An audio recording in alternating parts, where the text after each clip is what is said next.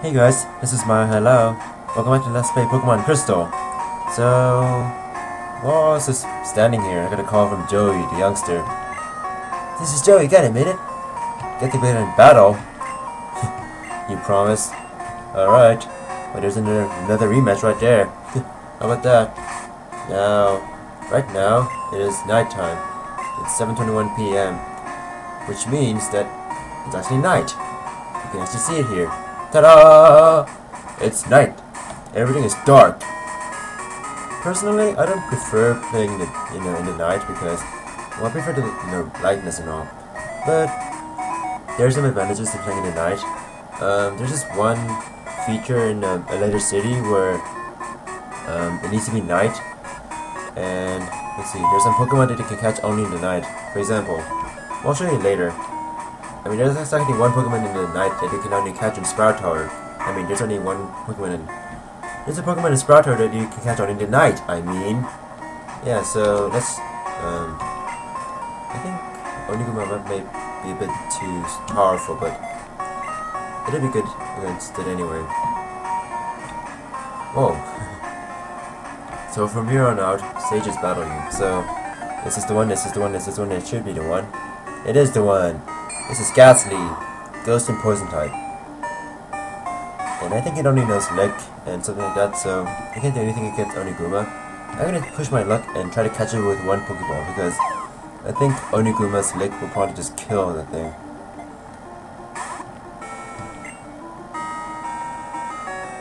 Okay, it knows Hypnosis then. Let me try a Lick. Hopefully it won't kill. Actually, it probably will kill the Gastly, and it did. Perfect. Well, that's just nice. Yeah, that's nice to know, yeah. Oniguma can win a KO Gastlys. Now, I don't intend to have Gastly in my permanent party, but I think I'm gonna have it temporarily. Here's another Gastly. Let's try to catch this one. Let me try to see if Lick will want to KO this little sucker. Female sucker. Oh, it didn't. That's nice. Oh, look at that! It paralyzed Gastly, since that's one of the effects of Lick. And since Lick is a ghost move and Oniguma is a normal type, you can't touch me. That's just do do do do. That's just do do do do. And there we go. We got Gastly. So yeah, Gastly is the gas Pokemon, made of gas. It's like only weighs like 0.2 pounds. And gas-like body, slowly weaken its prey, but... No, you don't!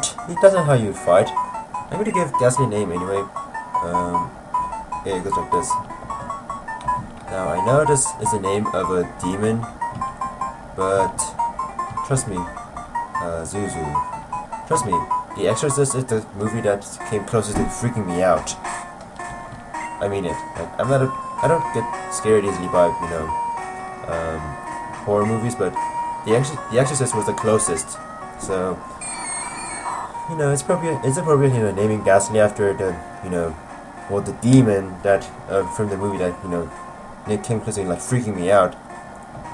So this dude knows Hypnosis, which even though it has 55% accuracy, it puts your opponent to sleep. And there's Lick.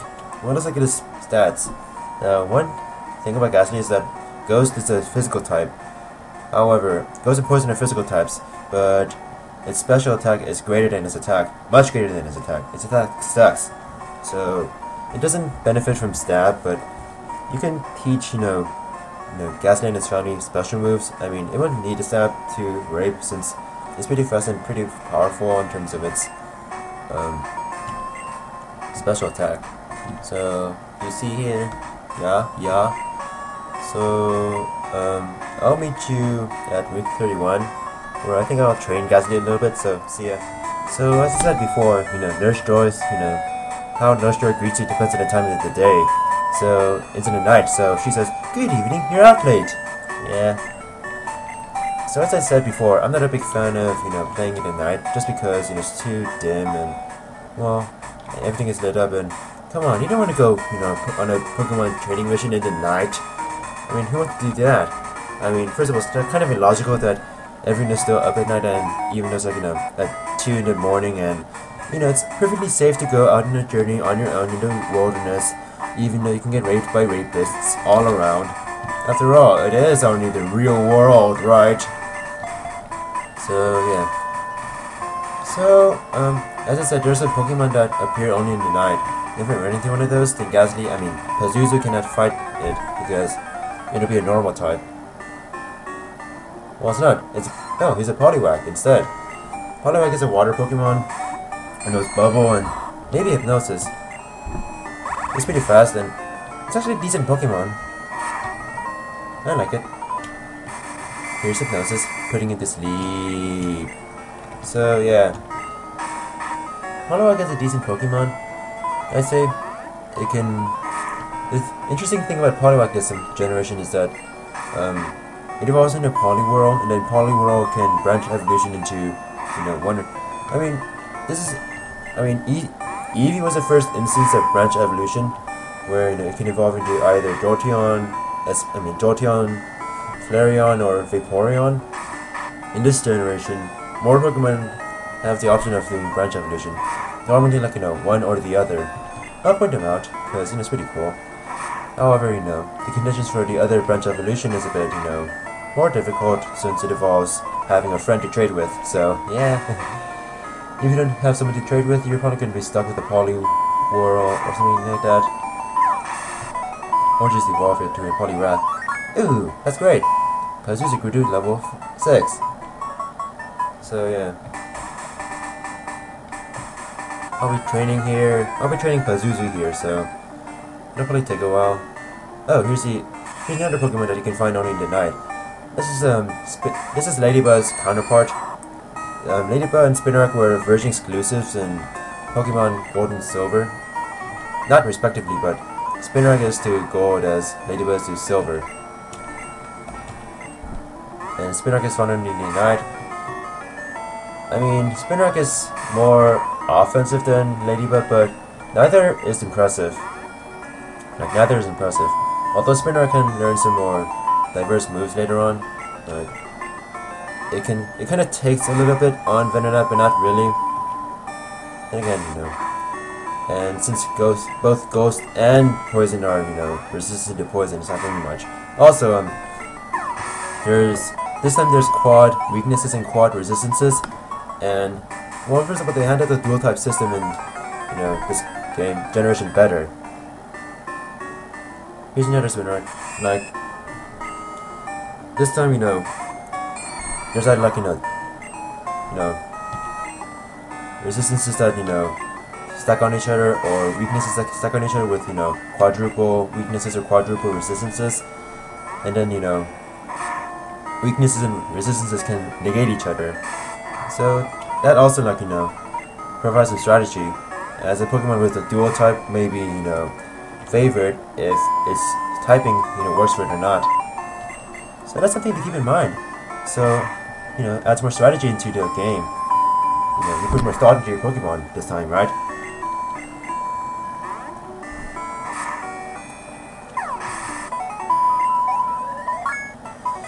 Level 7. So I'll be training my Ghastly or Pazuzu here until whenever. The other Pokemon on this route that I haven't found yet are, well, here's one of the Pokemon, Bellsprout. It's a level 5. It's a grass and poison type. It knows, I think the only move it knows right now is Vine Whip. Grass attack, 40 base power. It can also learn Growth, which increases its special attack. Not its special stat, its special attack. So yeah, Bellsprout is a pretty decent Pokemon. It can become a physical or special sweeper. And yeah, the thing is, I'm kind of tired of using Bellsprout because I've used Bellsprout a lot too. Yeah, so I think I should. So the other Pokemon that you can run into in the night is a Pokemon called Hoothoot. It's an owl Pokemon, normal and flying type, and it appears only in the night. Hoothoot is alright, not necessarily great. It's a pretty unique, generation flying type because it can put you to sleep with. It can have psychic powers later on, but yeah, that's the gist of it. So Yeah, I mean, to be honest, the second generation Pokemon, not a lot of them are impressive. There's some gold ones, but not a lot.